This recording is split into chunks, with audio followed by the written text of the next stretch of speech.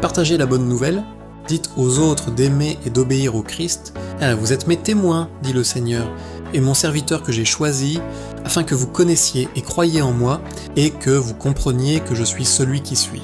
Avant moi, aucun Dieu n'a été formé, et après moi, il n'y en aura pas. Ésaïe 43:10. Satan ne cesse de détourner les hommes de la fidélité et de la rigueur dans les œuvres essentielles de préparation au grand événement qui mettra à l'épreuve l'âme de chaque personne. L'œuvre dans le sanctuaire céleste se poursuit. Jésus purifie le sanctuaire. L'œuvre sur terre correspond à l'œuvre dans le ciel. Les anges célestes travaillent sans relâche pour attirer les êtres humains, les agents vivants à regarder vers Jésus, à contempler et à méditer sur Jésus, afin qu'en voyant la perfection du Christ, ils soient impressionnés par les imperfections de leur propre caractère. Le consolateur promis, le Christ, a déclaré « Moi, il rendra témoignage de moi ». C'est là le message essentiel pour cette époque. Parler comme le Christ a parlé. Travailler comme le Christ a travaillé. Nous devons regarder vers le Christ et vivre.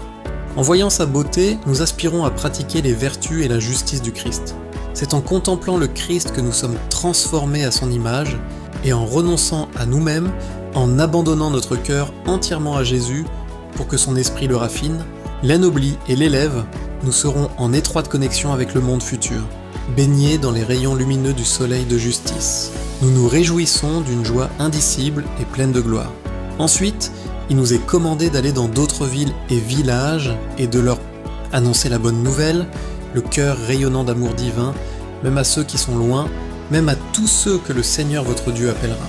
Annoncez aux autres les vérités bénies de sa parole et, en obéissant aux paroles du Christ, persévérez dans son amour. Dites-leur comment il nous exhorte, par l'amour que nous lui portons, à garder ses commandements. Il le fait, non pas pour nous pousser à faire des choses impossibles, mais parce qu'il sait ce que signifie garder les commandements de son Père.